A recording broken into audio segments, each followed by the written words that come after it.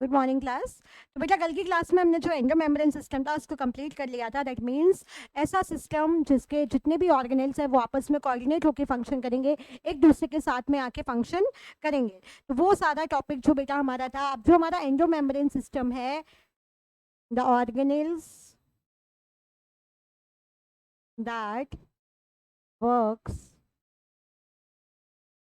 इन coordinated वे।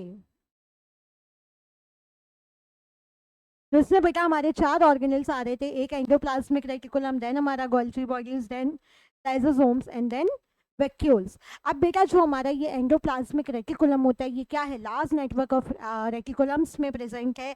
और साथ ही साथ में बेटा ये जो एंडोप्लाज्मिक रेटिकुलम होगा ये हमारे सेलुलर डिवीजन को दो पार्ट्स में डिवाइड कर देगा, उसको स्पेस में उसकी स्पेस को दो पार्ट्स में डिवाइड कर देगा, एक तो ल्यूमिनल और एक एक्स्ट्रा ल्यूमिनल। ल्यूमिनल स्पेस उसके अंदर की स्पेस हो जाएगी और एक्स्ट्रा ल्यूमिनल स्पेस जो है वो सेल मेम्ब्रेन की तरफ वाली स्पेस को बेटा हम बोल देंगे। ठीक है, चलिए यहाँ से बेटा हमने शुरू किया था अपना एंडो मेम्ब्रेन सिस्टम, या फिर क्या बोलेंगे इसको हम, एंडोप्लाज्मिक रेटिकुलम। ठीक है, तो बेटा इसको सबसे पहले अगर हम डिस्कवरी की बात करें, तो डिस्कवर हमारा किया था पॉर्टर एंड थॉमसन ने। 3D स्ट्रक्चर है, कॉम्प्लिकेटेड है और इंटरकनेक्टेड सिस्टम ऑफ मेम्ब्रेन यहाँ पे पाई जाएंगी। उसके बाद में बेटा ये इंट्रासेलुलर स्पेस को दो पार्ट में डिवाइड करेगा, ल्यूमिनल और एक्स्ट्रा ल्यूमिनल। उसके बाद में बेटा एंडोप्लाज्मिक रेटिकुलम को हम दो पार्ट्स में या दो टाइप्स में डिवाइड कर देंगे बेस्ड ऑन दी प्रेजेंस या फिर अटैचमेंट ऑफ राइबोसोम्स। अगर किसी भी एंडोप्लाज्मिक रेटिकुलम के सरफेस पे आके राइबोसोम अटैच हो जाते हैं तो उसको हम बोलेंगे रफ एंडोप्लाज्मिक रेटिकुलम। ठीक है, अब ये जो रफ एंडोप्लाज्मिक रेटिकुलम है बेटा, ये रफ और स्मूथ दोनों अलग अलग फंक्शंस में कोऑर्डिनेट करेंगे, अलग अलग दोनों फंक्शंस परफॉर्म करेंगे। जैसे कि जो हमारा रफ एंडोप्लाज्मिक रेटिकुलम है बेटा ये प्रोटीन सिंथेसिस में हेल्प करेगा, और जो हमारा SER है that is smooth endoplasmic reticulum, ये लिपिड सिंथेसिस में आपको फंक्शन करेगा। अब क्वेश्चन ये आता है कि आखिर RER के सरफेस पे ही क्यों हमारे राइबोसोम अटैच हुए। तो बेटा इन वाले एंडोप्लाज्मिक रेटिकुलम के पास में प्रोटीन पाई जाएगी दैट इज नोन एज राइबोफोरेंस, और साथ ही साथ में SRP रिसेप्टर्स हैं जिसकी वजह से जो राइबोसोम है वो जाके वहां पर अटैच हो जाएंगे। ठीक है, उसके बाद में एंडोप्लाज्मिक रेटिकुलम का बेटा हमने डायग्राम देख लिया था। ये ऊपर वाला स्ट्रक्चर जहाँ पे बहुत सारे सिस्टेनी प्रेजेंट है और साथ ही साथ में राइबोसोम अटैच दिख रहे हैं that is rough endoplasmic reticulum. और जो ये नीचे हमें आपको स्मूथ वाला स्ट्रक्चर दिख रहा है this is smooth endoplasmic reticulum. ठीक है, उसके बाद में बेटा हमने बात की थी किसकी, इन दोनों के बीच में डिफरेंसेस की। उसके बाद में we have seen the Golgi apparatus which was discovered by Camillo Golgi in the year 1898। ठीक है, these are reticular structures that are present in the nucleus वाली जो स्पेस होती है वहां पर ये प्रेजेंट रहेंगे। उसके बाद में ये पैरेलली स्टैक रहेंगे, इनमें जो स्टैक्स हमारे होंगे। और बेटा इसमें दो फेज होते हैं, कौन कौन से, ये जो कॉन्केव वाला दिख रहा है दैट इज ट्रांस फेज, और ये जो कॉन्वेक्स वाला दिख रहा है दैट इज सिस फेज। ये जो हमारा सिस फेज है ये फॉर्मिंग फेज है, while this is maturing phase. अब बेटा ध्यान से सुनिए कोऑर्डिनेशन कैसे चलता है। हमारी गोल्गी बॉडीज जो होंगी वहां पे पैकेजिंग का काम शुरू होगा। ठीक है, अब एंडोप्लाज्मिक रेटिकुलम और ये जो सिस वाला फेज है बेटा ये दोनों मिलके यहाँ आएंगे और यहाँ पे पैकेजिंग का जो प्रोसेस है वो कंप्लीट होगा। फंक्शंस हो जाएंगे packaging, secretion, fat transport, transformation of the membrane, और लास्ट हमारा हो जाएगा synthesis of glycolipid and glycoprotein. उसके बाद में ये वाला जो पॉइंट था इसको हम डिस्कस कर चुके हैं बेटा, ये हमारी गोल्गी बॉडी का डायग्राम है। ठीक है, गोल्गी बॉडीज के बाद में बेटा हमने किया था लाइसोसोम, जो कि हमारे तीसरे ऑर्गेनल्स हैं किसके, हमारे एंडो मेम्ब्रेन सिस्टम के।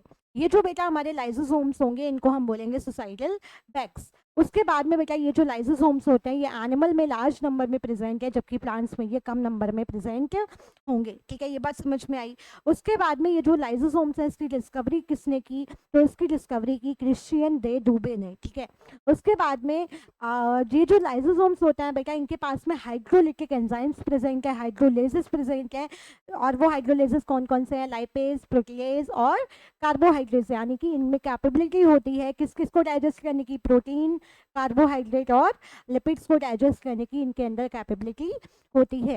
ठीक है, इनको हम सुसाइडल बैग्स भी बोलते हैं। उसके बाद में बेटा इनका फंक्शन क्या होगा, intra and extra cellular digestion, autophagy and sperm lysins. ठीक है, उसके बाद में we have seen the diagram, NCERT से भी देख लिया था। और लास्ट जो बेटा एंडो मेम्ब्रेन सिस्टम का हमारा हिस्सा है दैट इज वैक्यूल्स, ठीक है। अब ये वैक्यूल्स क्या होते हैं, तो vacuoles are the single membrane bound structure, ऐसे स्ट्रक्चर्स है जो सिंगल मेम्ब्रेन के द्वारा बाइंड हो रखे हैं और प्लांट सेल और एनिमल सेल में ये अलग अलग तरीके में प्रस्तुत होंगे। क्यों होंगे, देखिए हमारे ऑटोट्रॉप्स कौन है, हमारे ऑटोट्रॉप्स जो हैं दीज आर प्लांट्स, ठीक है। अब ये जो हमारे ऑटोट्रॉप्स होते हैं यानी कि जो हमारे प्लांट्स होते हैं, इनमें जो वैक्यूल्स होगा वो लार्जर स्पेस को कंबाइन करेगा और जिसकी वजह से न्यूक्लियस जो है वो पेरी पेरी की तरफ चला जाएगा, यानी कि जो maximum 90% of the cell space in plant cell is covered by the vacuole, ठीक है। उसके बाद में प्लांट सेल में जो वैक्यूल की कवरिंग होगी उसको हम बोलेंगे टोनोप्लास्ट। ये टोनोप्लास्ट जो है बेटा ये डिसाइड करेगा कि वैक्यूल के अंदर क्या क्या रहेगा, ठीक है। Membrane bound spaces seen in cytoplasm contain water, sap and excretory products which are not useful for the cells. Their membrane is known as tonoplast. In plant, vacuoles cover 90% of the cell volume. Tonoplast facilitate transfer of number of ions and other material against concentration gradient in vacuoles. अब उसके बाद में बेटा last हमने जो topic कल किया था दैट वाज वैक्यूल्स और वैक्यूल के टाइप्स, ठीक है। तो वैक्यूल के टाइप में हमारे आ जाएंगे बेटा सैप वैक्यूल, हमारे कॉन्ट्रैक्टाइल वैक्यूल और एयर वैक्यूल्स और फूड वैक्यूल्स। अब ये जो हमारे सैप वैक्यूल्स हैं बेटा ये फ्लूइड फिल्ड वैक्यूल्स हैं और बेटा इनको सेपरेट कौन करेगा, टोनोप्लास्ट वाला लेयर। उसके बाद में कॉन्ट्रैक्टाइल वैक्यूल्स जो है बेटा ये कुछ प्रोटिस्टा जैसे कि हमारा जो अमीबा होता है वहाँ पाए जाएंगे for the process of excretion, ठीक है। एयर वैक्यूल्स जो कि हमारे स्यूडो वैक्यूल्स है, फॉल्स वैक्यूल्स है, इनको बेटा हम दूसरे नाम से जानेंगे that is gas vacuole and this is the characteristic feature of bacterias. उसके बाद में हमारा फूड वैक्यूल्स और ये कुछ प्रोटोजोन प्रोटिस्ट में पाए जाएंगे, ठीक है। उसके बाद में बेटा हमारा एंडोमेम्ब्रेन सिस्टम कंप्लीट हो चुका था। आज बेटा हमें शुरू करना है नॉन एंडोमेम्ब्रेन सिस्टम, ठीक है। Organelles comprising this system do not work in coordination, यानी कि ये कोऑर्डिनेशन में बेटा फंक्शन नहीं करेंगे, यानी कि इन सब के जो फंक्शंस हैं वो अलग अलग होंगे, एक दूसरे के साथ में कोऑर्डिनेटेड नहीं होंगे। इसमें बेटा सबसे पहले हम बात करने चल रहे हैं माइटोकॉन्ड्रिया की, किसकी,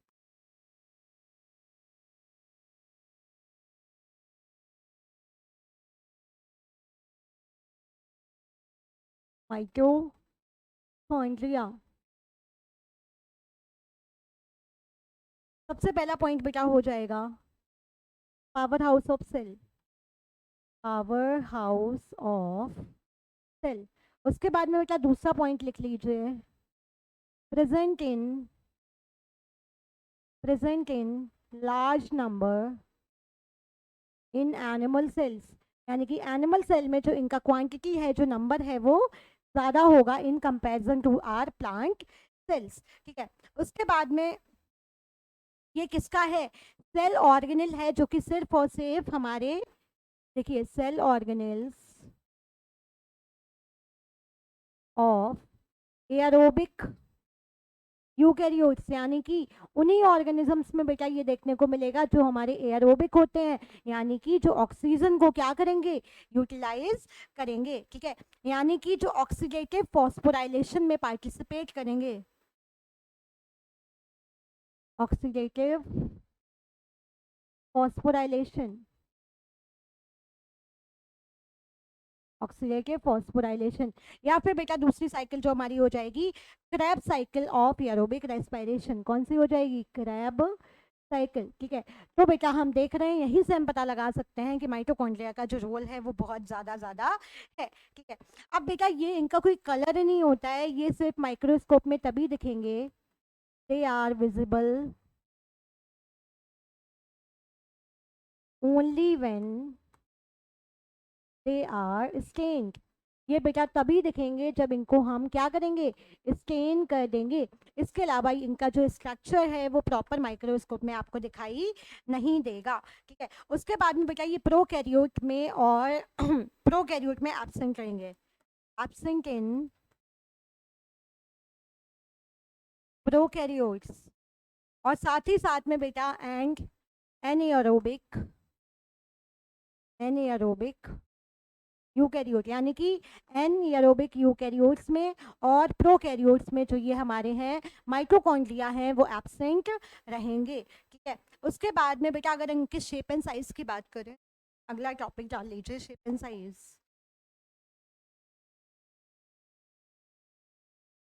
शेप एंड साइज, ठीक है। सबसे पहले बेटा अगर हम बात करें किसकी, माइटोकॉन्ड्रिया की शेप और साइज की, तो दे आर जनरली सिलेंड्रिकल और सॉसेज शेप्ड। कैसे होंगे, सिलेंड्रिकल और सॉसेज शेप्ड, ठीक है। यानी कि इनका जो शेप होगा वो एक सॉसेज लाइक का या फिर सिलेंड्रिकल लाइक होगा। और बेटा इनका जो डायामीटर होता है जनरली 0.2 टू 1.0 नैनोमीटर तक होगा, ठीक है। और लेंथ कितना होगा, लेंथ बेटा होगा 1 से लेके 4 तक, 1 से लेके 4 तक, क्या 1 से 4 नैनोमीटर, ये क्लियर है। उसके बाद में बेटा अगर हम इनका अल्ट्रा स्ट्रक्चर क्या होता है, जब इनको स्टेन करके हम इलेक्ट्रॉन माइक्रोस्कोप से अच्छे से देखेंगे, ठीक है, उस स्ट्रक्चर को हम बोलेंगे अल्ट्रा स्ट्रक्चर। यानी कि जब हमने इसकी डिटेल स्टडी की, इसको हमने बहुत ज़्यादा मैग्नीफिकेशन में चेक किया माइक्रोस्कोप के, तो बेटा हमें इनका अल्ट्रा स्ट्रक्चर दिखाई देगा, जिसमें कि 2 मेंबर्स होते हैं, consist of 2 membranes, consist of 2 membrane and 2 chambers, ठीक है। क्या प्रेजेंट होगा बेटा, 2 मेम्ब्रेन्स प्रेजेंट होंगी और 2 चैम्बर्स होंगे, ठीक है। अल्ट्रा स्ट्रक्चर हो गया बेटा माइटोकॉन्ड्रिया का। उसके बाद में तीसरा जो स्ट्रक्चर है दैट इज आउटर मेम्ब्रेन। अब यहीं पे हमें बेटा 2 मेम्ब्रेन मिल गई, आउटर मेम्ब्रेन। सबसे पहले किसकी बात करेंगे हम, आउटर मेम्ब्रेन की। और दूसरे नंबर पे बेटा हम बात करेंगे इनके इनर मेम्ब्रेन की। Is that okay? पहले तो बेटा यानी कि ये डबल मेम्ब्रेनस स्ट्रक्चर है। कैसा है, डबल मेम्ब्रेनस स्ट्रक्चर है। आउटर मेम्ब्रेन जो है बेटा ये स्मूथ है, कैसा है, स्मूथ है एंड परमिएबल, किसके लिए परमिएबल है बेटा, बहुत सारे मेटाबोलाइट्स के लिए, and permeable to number of metabolites. वहीं if we talk about the inner membrane, ठीक है, अगर हम इनर मेम्ब्रेन की बात करें तो बेटा ये कुछ ही मेटाबोलाइट्स के लिए परमिएबल है, परमिएबल टू फ्यू मेटाबोलाइट्स, ठीक है। और साथ ही साथ में बेटा ये इनफोल्डेड रहती है, कैसी रहेगी, क्रिस्टल फॉर्मेशन के लिए, ठीक है। It is infolded to form cristae, ठीक है, क्रिस्टे। सिस्टर्नी किस में पाई जा रही थी, गोल्जी बॉडीज में, और क्रिस्टे कहाँ पे पाए जा रहे हैं, हमारी माइटोकॉन्ड्रिया में, ठीक है। तो बेटा ये जो हमारी इनर मेम्ब्रेन है यही क्या करेगी, ये जो इनर मेम्ब्रेन है बेटा यही हमारी इनफोल्ड कर जाएगी और हमारा क्या बना देगी, क्रिस्टल। दोबारा सुनिए बेटा, अगर हमने माइटोकॉन्ड्रिया के शेप एंड साइज की बात करें तो इनका जो शेप होगा जनरली ये सिलेंड्रिकल या फिर सॉसेज शेप्ड होंगे। उसके बाद में अगर इनकी हम थिकनेस की बात करें तो 0.2 से लेकर 1 नैनोमीटर तक हो सकती है, और अगर इनकी लेंथ की बात करें तो 1 से लेकर 4 नैनोमीटर तक हो सकती है। अब बेटा ये जो हमारा माइटोकॉन्ड्रिया है, जब इसको हम स्टेन करके इलेक्ट्रॉन माइक्रोस्कोप में हाई मैग्निफिकेशन पे देखेंगे, यानी कि इसका अल्ट्रा स्ट्रक्चर जब हम स्टडी करेंगे तो वहाँ पे हमें देखने को मिलेगा कि इसमें 2 मेम्ब्रेन पाई जाती हैं, आउटर मेम्ब्रेन और इनर मेम्ब्रेन। ये जो आउटर मेम्ब्रेन है बेटा ये स्मूथ है और बहुत सारे मेटाबोलाइट्स के लिए परमिएबल है, और जो इनर मेम्ब्रेन है वो बेटा कुछ ही हमारी मेम्ब्रेन्स के लिए, कुछ ही मेटाबोलाइट्स के लिए परमिएबल है। इसके अलावा बेटा 2 चैम्बर्स भी बनते हैं, ठीक है, इसके अलावा 2 चैम्बर्स भी बनते हैं। अब बेटा चैम्बर्स भी तो 2 बनेंगे, कौन कौन से, आउटर चैम्बर और इनर चैम्बर।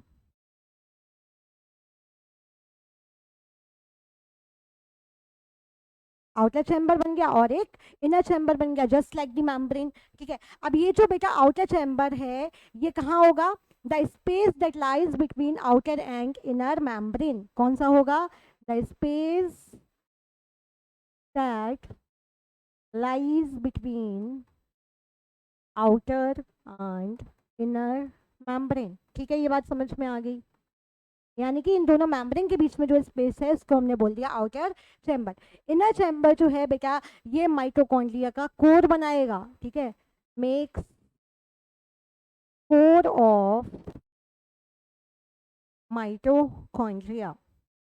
ठीक है, ये माइटोकॉन्ड्रिया का क्या बना देगा, उसका कोर बना के प्रेजेंट कर देगा। ठीक है, अब ये जो बेटा कोर है ये सेमी फ्लूइड चैम्बर है, contains semi fluid chamber, semi fluid chamber.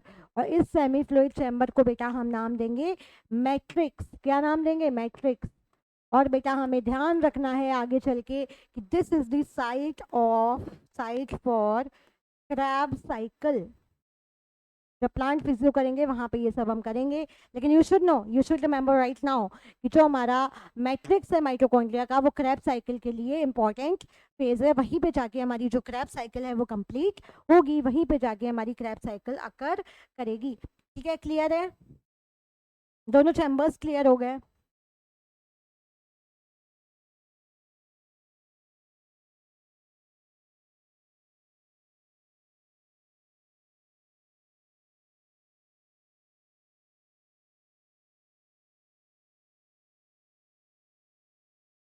इसके अलावा बेटा mitochondria is the site for aerobic respiration. Mitochondria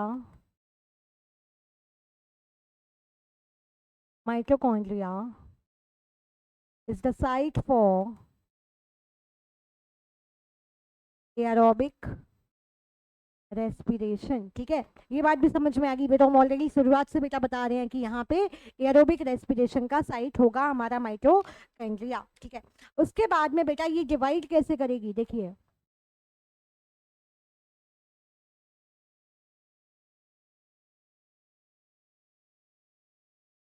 it divides bye binary fission, यानी कि बाइनरी फिजन का प्रोसेस होता है इसमें। ठीक है, यानी कि दो पार्ट्स में ब्रेक होगी, दो डॉटर सेल्स में डिवाइड हो जाएगा। यानी कि जो हमारा माइटोकॉन्ड्रिया है इसमें बाइनरी फिजन आपको देखने को मिलेगा। उसके बाद में बेटा बहुत इंपॉर्टेंट पॉइंट है, they have their own DNA, they have their own DNA. इनके पास बेटा उनका खुद का डीएनए प्रेजेंट होता है। इस लाइन से भी बेटा आपके पीवाईक्यू हैं, ऐसे ऑर्गेनिल्स पूछे गए हैं जहाँ जिनके पास में अपना खुद का डीएनए प्रेजेंट रहता है। उसके बाद में अब बेटा इनके पास खुद का डीएनए है, यानी कि दे हैंस रेप्लिकेट इंडिपेंडेंटली, यानी कि इंडिपेंडेंटली क्या करेंगे, रेप्लिकेट कर जाएंगे। ठीक है, उसके बाद में बेटा इनके पास इनके खुद के राइबोसोम्स भी हैं, they have their own ribosome, they have their own ribosomes. बेटा इनके पास में इनके खुद के राइबोसोम्स भी मौजूद है। ठीक है, उसके बाद में बेटा एक और लाइन इनके बारे में लिखना रह गया है, जस्ट अ मिनट, यहाँ तो नहीं आएगा आई गेस, मुझे अगले पेज पे ही ले जाना पड़ेगा। ठीक है, तो इनके बारे में एक पॉइंट लेना बेटा हमारा ज़रूरी जो रह गया है कि इनका जो मैट्रिक्स होगा बेटा उसके पास में सिंगुलर डीएनए प्रेजेंट है। लिख लीजिए, मैट्रिक्स ऑफ माइटोकॉन्ड्रिया हैव, ठीक है, इनका जो डीएनए रहेगा वो बेटा मैट्रिक्स का, किसका, सिर्फ और सिर्फ माइटोकॉन्ड्रिया के मैट्रिक्स का वो अलग रहेगा थोड़ा सा। इनका जो डीएनए रहेगा सिंगल सर्कुलर रहेगा, हैव सिंगल सर्कुलर डीएनए। ठीक है, सिंगल सर्कुलर डीएनए है और फ्यू आरएनए मॉलिक्यूल्स भी आपको देखने को मिलेंगे। और बेटा इनका जो राइबोसोम है that will B 70s, a few RNA are also seen। ठीक है, तो ये चीज़ क्लियर हो गई बेटा, यानी कि जो हमारे माइटोकॉन्ड्रिया का मैट्रिक्स है वहाँ पे सिंगल सर्कुलर डीएनए के साथ साथ में आपको क्या मिल जाएगा, कुछ आरएनए भी मिल जाएगा। और बेटा इनका जो राइबोसोम होगा दैट विल बी 70s सब यूनिट, यानी कि जस्ट लाइक द प्रोकैरियोट्स। इनका डायग्राम देख लें बेटा, आ जाइए। बेटा दिस इज आर माइटोकॉन्ड्रिया, ये क्या है, हमारा माइटोकॉन्ड्रिया है। अभी मैं सारी चीजें समझा देती हूँ, ठीक है। This is mitochondria. हम्म, ये बेटा जो आपको दिख रही है जो बाहर वाली layer, this is outer membrane. इस मेम्ब्रेन के बेटा जब हम अंदर गए तो we found the inner membrane. ये जो बीच वाला आपको ल्यूमेन दिख रहा है that is known as matrix. और इनके पास बेटा अपने सिंगल सर्कुलर डीएनए है। कैसे डीएनए है, सिंगल सर्कुलर, ठीक है, यानी कि सिंगल सर्कुलर, जिसकी वजह से ये खुद ही खुद रेप्लिकेट कर सकते हैं इंडिपेंडेंटली। इनके पास खुद का राइबोसोम है जो कि कैसा है, 70S सब यूनिट का है। उसके बाद में बेटा दिस इज इंटरमेम्ब्रेन स्पेस, जो कि हमारे आउटर और इनर के बीच में है। और जो आपको ये इस टाइप के इन्फोल्डिंग स्ट्रक्चर दिख रहे हैं these are known as cristae. इनको बेटा हमने क्या बोला, क्रिस्टे। इनका काम होगा बेटा सरफेस एरिया को इंक्रीज करना। अब ये जो बेटा मैट्रिक्स रीजन है, this is the site for the Krebs cycle, this is the site for the Krebs cycle. चलिए बेटा इसको एनसीईआरटी से भी एक बार चेक कर लेते हैं। या बहुत इंपॉर्टेंट है बेटा ये टॉपिक, है ना। Mitochondria unless specifically stained are not easily visible under the microscope। जब तक हम इनको स्टेन नहीं करेंगे ये माइक्रोस्कोप के अंदर हमें नहीं दिखाई देंगी। The number of mitochondria per cell is variable according to the physiological activity of the cell.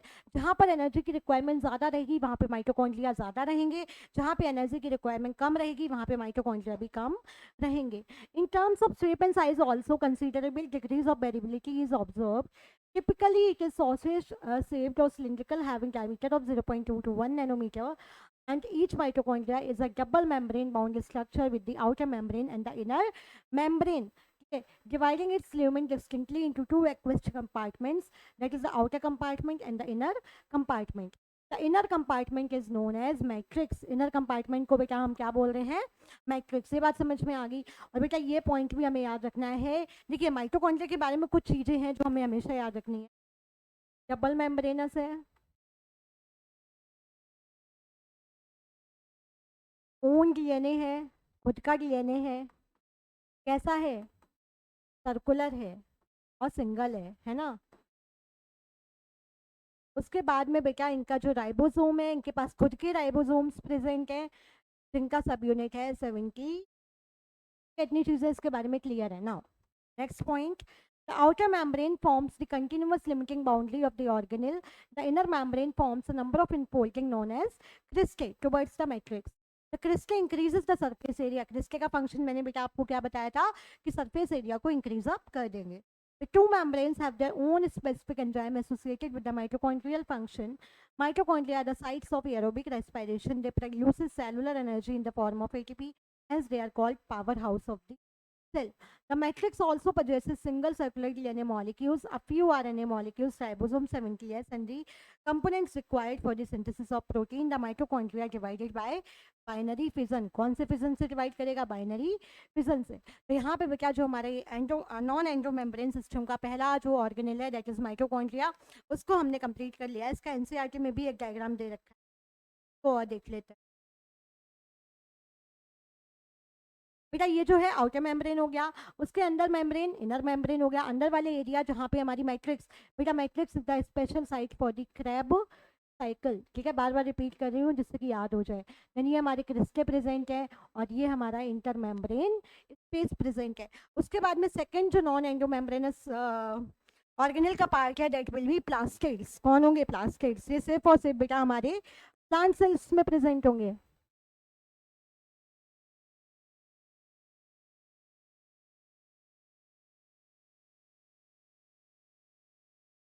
है, किसकी बात करने चल रहे हैं बेटा हम, प्लास्टिड्स की। ठीक है, अब ये जो बेटा टर्म प्लास्टिड था ये हमारा दिया था अर्नस्ट हैकल ने। किसने दिया था,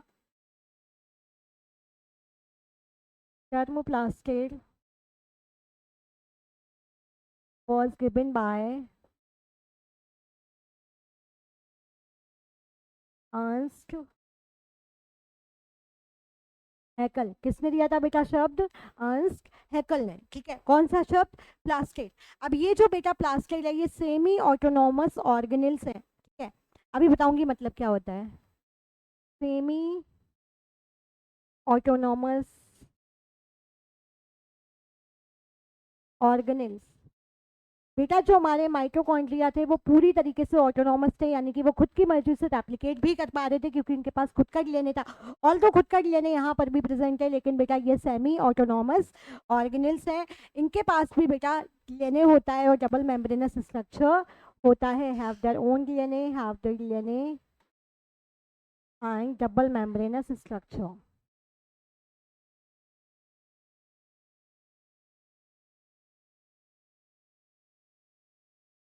ठीक है, इनके पास इनका खुद का डीएनए होगा और साथ ही साथ में डबल मेम्ब्रेनस स्ट्रक्चर भी इनके पास में प्रेजेंट है। है। उसके बाद में बेटा ये काम क्या करेंगे, या तो स्टोर करेंगे या सिंथेसाइज करेंगे ऑर्गेनिक कंपाउंड को। स्टोर और सिंथेसाइजेज ऑर्गेनिक कंपाउंड। तो बेसिकली क्या फंक्शन हो गया कि सिंथेसिस करना किसको, ऑर्गेनिक कंपाउंड्स को, या फिर उनको स्टोर करके रखना। ठीक है, उसके बाद में बेटा सबसे इंपॉर्टेंट पॉइंट जो रह गया है हमारा कि they are restricted to only plants. They are restricted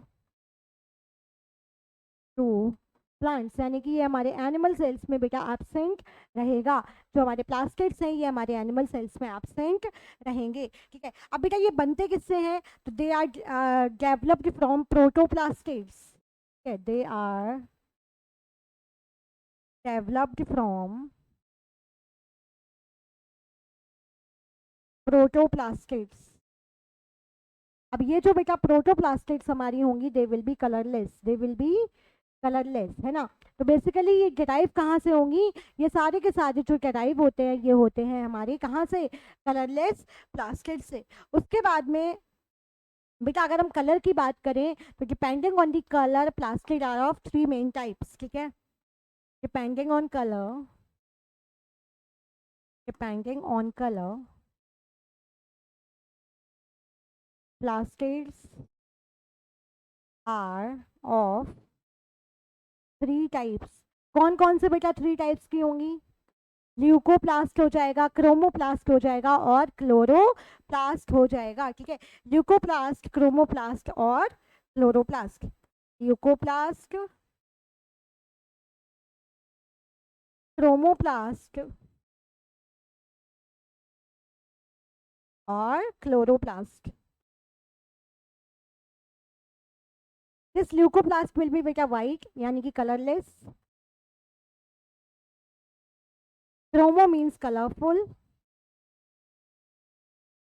और chloro means green, chloro means green. अब बेटा ध्यान से सुनिएगा, प्लास्टिक के बारे में अभी तक जो हमने डिस्कस किया कि प्लास्टिक जो शब्द आया था वो दिया था अर्नस्ट हैकेल ने, जो कि एक बायोलॉजिस्ट थे, जो कि एक बॉटनिस्ट थे। उसके बाद में बेटा अगर हम बात करें प्लास्टिक के स्ट्रक्चर की, तो जनरली ये डबल मेम्ब्रेनस स्ट्रक्चर में पाए जाएंगे। उसके बाद में बेटा ये सेमी ऑटोनॉमस होते हैं, इनके पास खुद का डीएनए है, इनके पास भी खुद का डीएनए है और साथ ही साथ में डबल मेम्ब्रेनस स्ट्रक्चर भी है। उसके बाद में ये ऑर्गेनिक मटेरियल को या तो स्टोर करेंगे या सिंथेसाइज करेंगे। केवल और केवल हमारे प्लांट्स में देखने को मिलते हैं। बेटा ये प्रोटोप्लास्टिड से मिलके बनेंगे, प्रोटोप्लास्टिड से बनेंगे। प्रोटोप्लास्टिड जो है वो एक कलरलेस सब्सटेंसेस है। उसके बाद में कलर्स के आधार पे हमने प्लास्टिड को तीन पार्ट्स में डिवाइड किया, ल्यूकोप्लास्ट, क्रोमोप्लास्ट और क्लोरोप्लास्ट। ठीक है, तो एक शॉर्ट हेडिंग डाल लीजिए, types of plastids, types of plastids. ठीक है,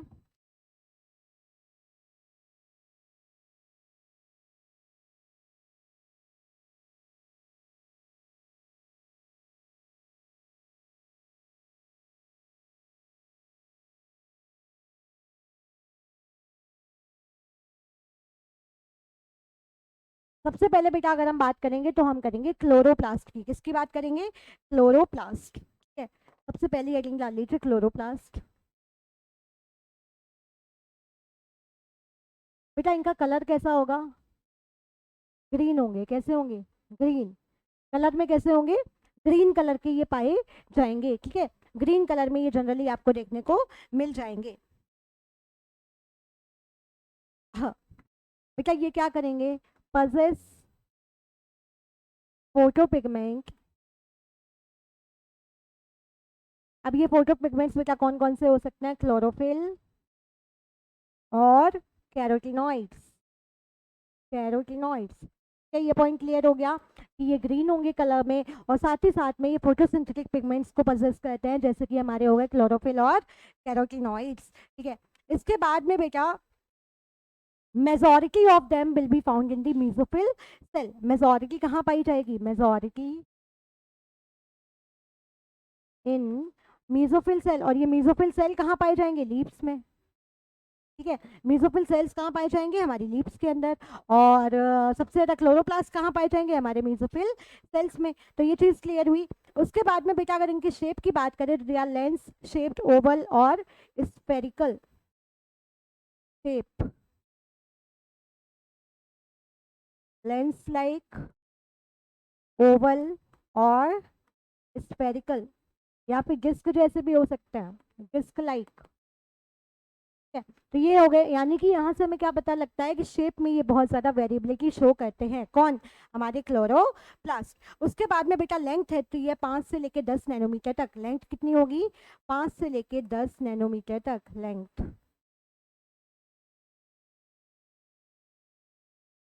ठीक है, यानी कि काफ़ी ज़्यादा बड़े ऑर्गेनल से अगर कंपेयर करें माइटोकॉन्ड्रिया से, तो लेंथ कितनी होगी? 5 से 10। और वेट कितनी होगी बेटा? वेट इनकी होगी लगभग 2 से 4 नैनोमीटर तक। ठीक है, वेट 2 to 4।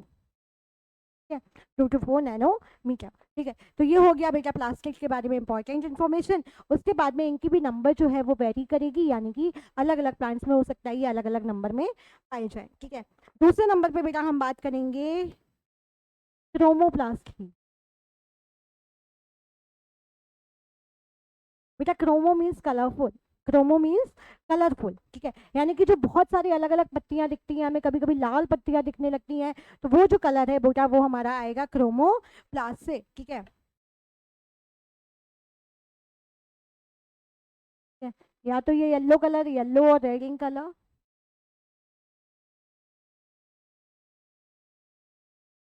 ठीक है, येलो और रेडिंग कलर मतलब येलो और लाल कलर की जो पत्तियां हैं इनको फॉर्म करता है। और बेटा ये किस वजह से होता है? Due to the presence of carotenoids.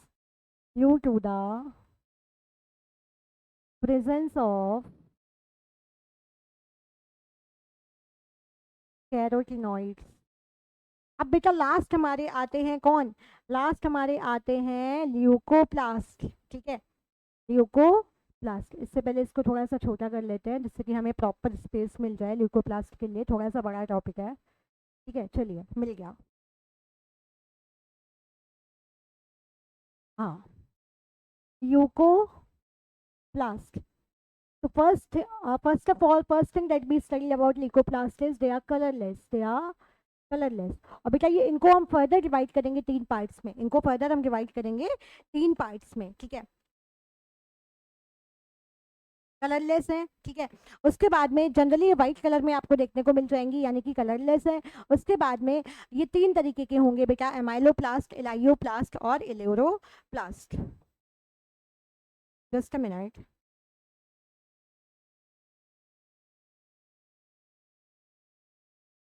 Amyloplast, amyloplast. ये कौन से हैं? कलरफुल, यानी कि जो हमारे नॉन कलरफुल, यानी कि जो हमारे ट्रांसपेरेंट वाले प्लास्टिड्स हैं, यानी कि ल्यूकोप्लास्ट जो हमारे हैं, उनका एक कैटेगरी हो गया क्या? एमाइलोप्लास्ट। बेटा ये क्या करेंगे? ये एमाइलोपेक्टिन यानी कि हमारे स्टार्च को क्या करेंगे?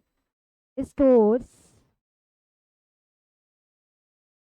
स्टार्च किसको? स्टार्च को स्टोर करके रखेंगे। किसको स्टोर करेंगे? स्टार्च को। उसके बाद में बेटा दूसरे टाइप के जो है वो हैं इलाइयोप्लास्ट। इलाइयोप्लास्ट बेटा ये स्टोर करेंगे लिपिड्स को। Store lipid. ठीक है, यानी कि लिपिड को स्टोर करेंगे। उसके बाद में है तीसरे वाले हमारे एल्यूरोप्लास्ट, या फिर इनका दूसरा नाम है प्रोटियोप्लास्ट। एल्यूरोप्लास्ट या फिर प्रोटियोप्लास्ट। बेटा नाम से ही हमको पता लग रहा है क्या करेंगे? स्टोर प्रोटीन, यानी कि प्रोटीन को स्टोर करके रखेंगे। ठीक है, तो ये बेटा हमारा हो गया किसके बारे में? प्लास्टिड्स के बारे में। अब बेटा ध्यान से देखिएगा, अभी और बताती हूँ और समझाती हूँ ढंग से।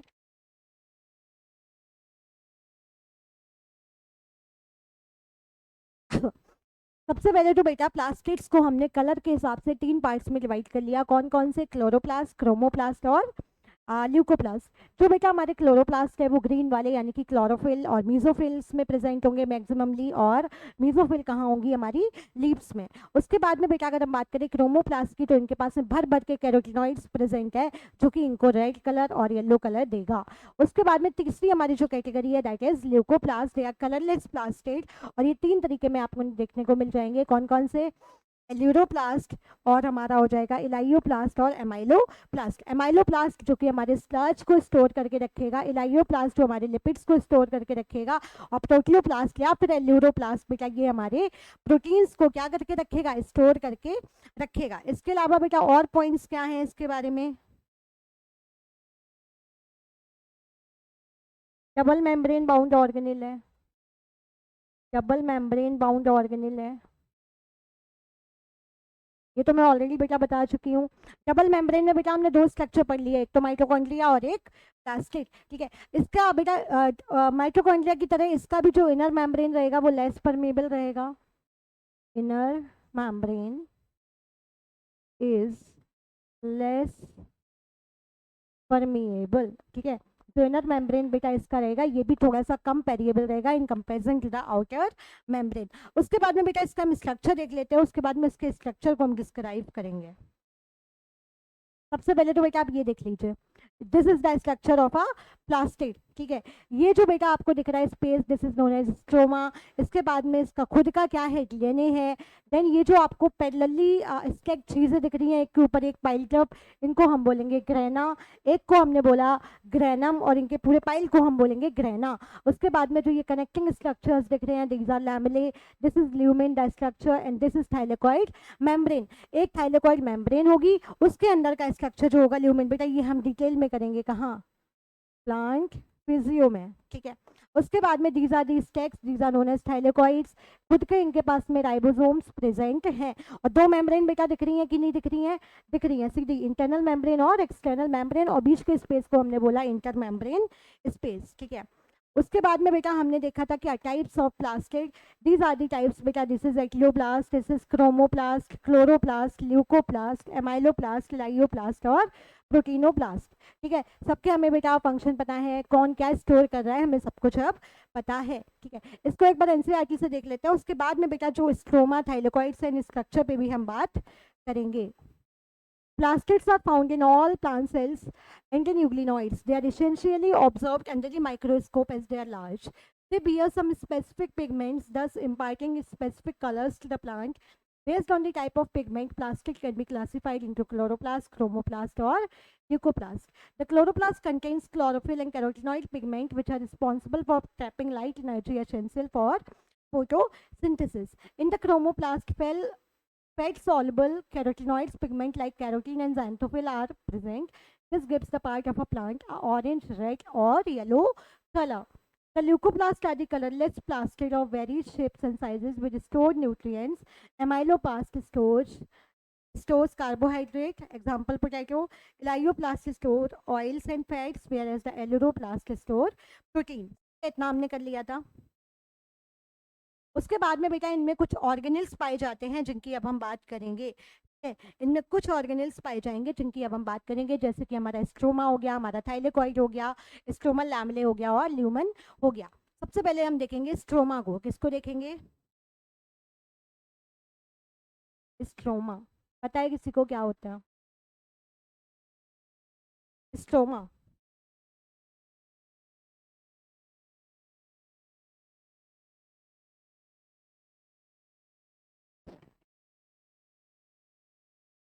बेटा ये स्पेस है, spaces limited by inner membrane. एक मिनट रुकिएगा।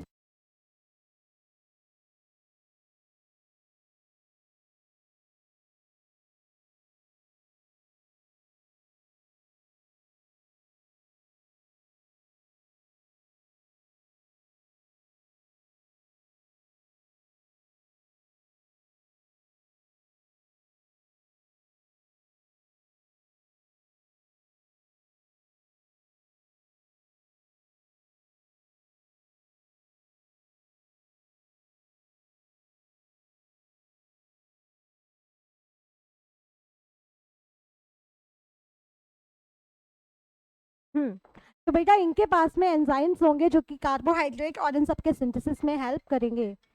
एक मिनट।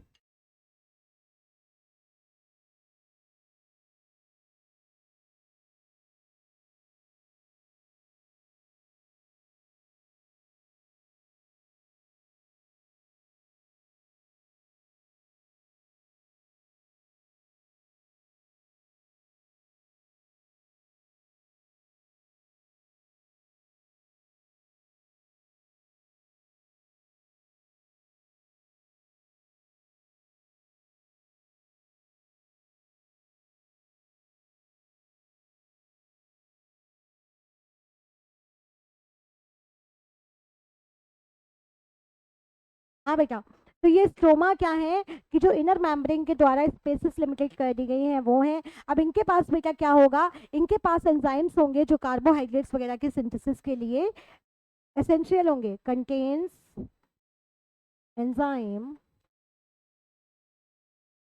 रिक्वायर्ड फॉर, क्या होगा बेटा, इनके पास वो एंजाइम होंगे जिनकी ज़रूरत होती है कार्बोहाइड्रेट और प्रोटीन को सिंथेसिस करने के लिए। Contain enzyme required for carbohydrate and protein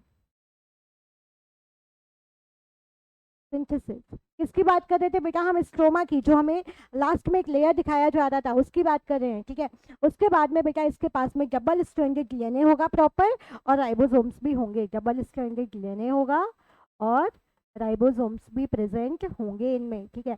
stroma के बाद में दूसरा जो ऑर्गेनल है इनके अंदर, प्लास्टिक के अंदर, वो है हमारे थाइलेकॉइड्स, ठीक है। थाइलेकॉइड्स,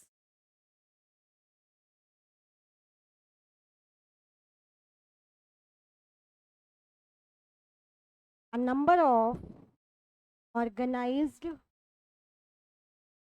organelles, क्या मतलब, जो ये बेटा ये वाला स्ट्रक्चर हम देख रहे थे, देखिए